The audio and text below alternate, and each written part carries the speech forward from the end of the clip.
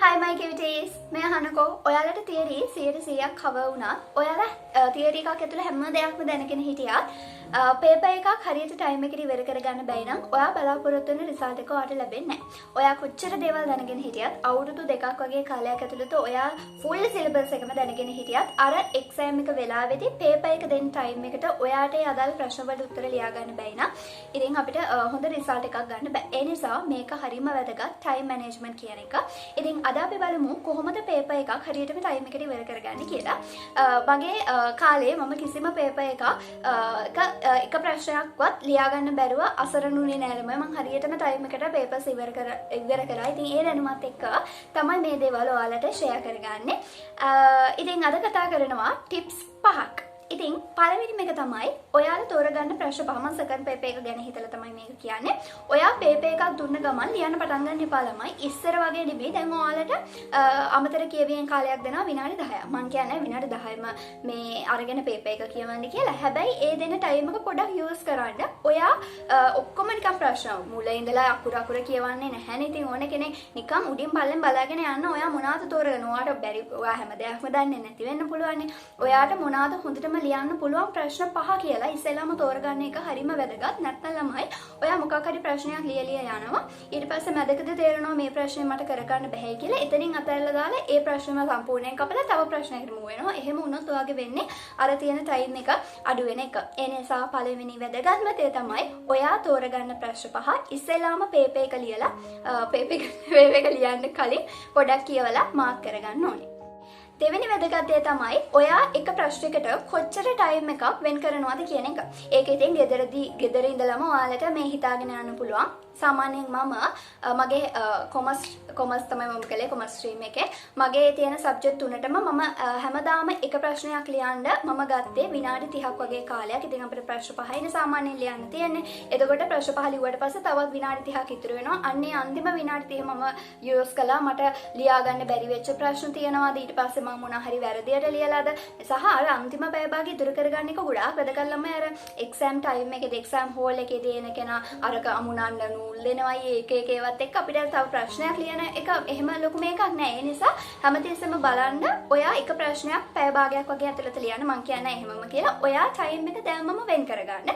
සහ හරියටම දැන් ඔයා හිතුවේ පැය භාගයයි එක ප්‍රශ්නයකට මම ගන්න කියලා පැය භාගය ඉවර වෙච්ච ගමන් ඊළඟ ප්‍රශ්නට මූව් වෙන්න ළමයි. දැන් මමත් හිතුවේ එක ප්‍රශ්නයක් පැය භාගයක් ඇතුළත කරනවා කියලා. සමහරක් වෙලාවට මට එහෙම කරගන්න බැරි වෙච්ච අවස්ථා තියෙනවා. ඒකට අන්තිම ප්‍රශ්නේ ටිකක් යද්දී මට මේ ටික ලියා ගන්න තව විනාඩි 10ක් විතර ඕනේ. ඒ වුණාට මම කළේ ඒක එතනින් නවත්තලා ඊළඟ ප්‍රශ්නට ගියපු එක.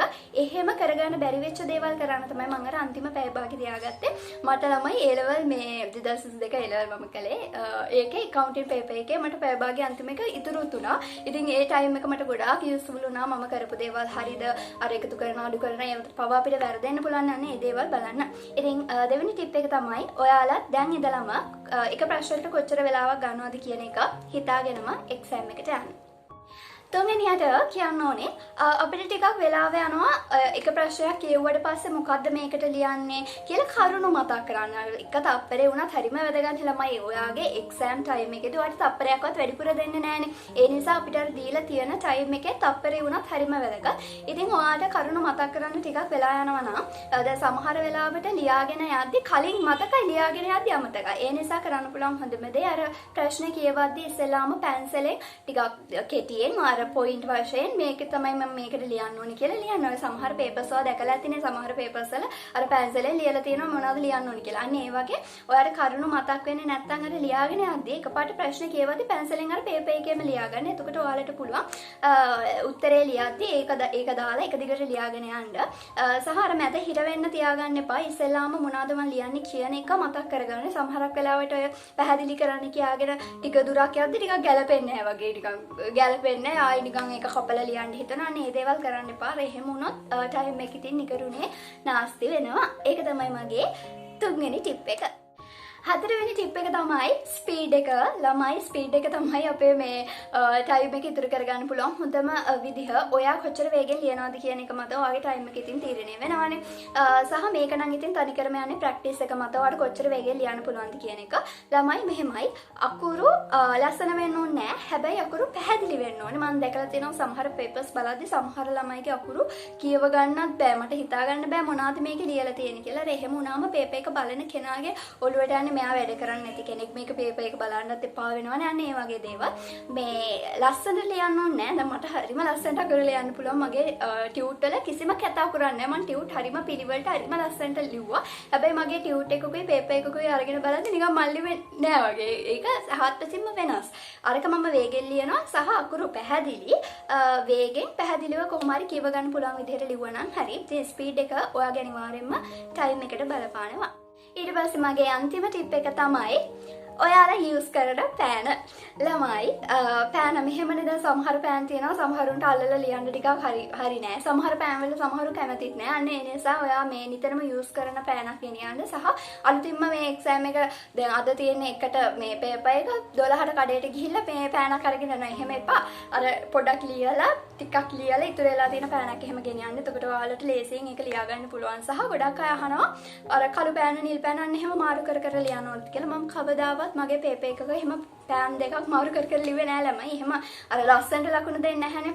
පිළිවෙල තිබුණොත් ලකුණු හම්බ වෙන නිසා මම නම් හැමදෙස්සෙම ඉතින් නිල් පෑනෙන් තමයි ඉතින් ලිව්වේ. සහ පේපරේ අනවශ්‍ය විදිහට ඉතින් කැත කරගන්නත් එපා. ඔයාලට පුළුවන් නම් ඉක්මනට ඒ දෙක වෙනස් කරලා ලියන්න. ඔයාලගේ කැමති විදිහක් යූස් කරන්න පුළුවන්. සහ මේ කවුන්ටින් වල එහෙම ගොඩක් කට්ටිය අහනවා මේ රූලර් පාවිච්චි කරන්න ඕනද කියලා. ඒක ඉතින් දෙගොල්ලම ඉන්නවා. මම නම් සාමාන්‍යයෙන් රූලර් පාවිච්චි කළාම තමයි හැම ෆෝමැට් එකක්ම ගැහුවේ. ඉතින් එහෙම කරන්නේ නැති අතර කෙලින් ඉර ගහ ගන්න පුළුවන්. ඉතින් ප්‍රශ්නයක් නෑ. අනේ ළමයි අනවශ්‍ය විදිහට පේපර් එක කැත කරගන්න එපා. මේ ඔයාලට කෙලින් ගහ ගන්න පුළුවන් නම් මට දැන් මම සාමාන්‍යයෙන් මට පුළුවන් රූලර් තියලා ටක් ගාලා ගහන්න. අර අතෙන් නිකන් ගහනට වඩා ටක් ගාලා මට රූලර් තියලා ගහන්න පුළුවන්. ඉතින් මේ හැම දෙයක්ම තීරණය වෙන්නේ ප්‍රැක්ටිස් එකත් එක්ක.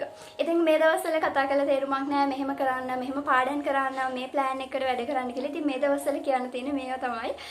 ඉතින් කොහොම හරි ඕනේ ටයිම් එකට හරියට මේක ඉවර කරගන්න එක. මොකද අපිට දීලා තියෙන ටයිම් එකේ අපි කරන දේවල් එක්ක තමයි අපේ රිසල්ට් එක තීරණය වෙන්නේ. ඒ නිසා ඉතින් ප්‍රැක්ටිස් කරලා හොඳට එක්සෑම් එක කරන්න ලැබෙන්න කියලා මම හදවතින්ම ප්‍රාර්ථනා කරනවා. එහෙනම් අදට ගිහින් එන්නම්. බයි බයි.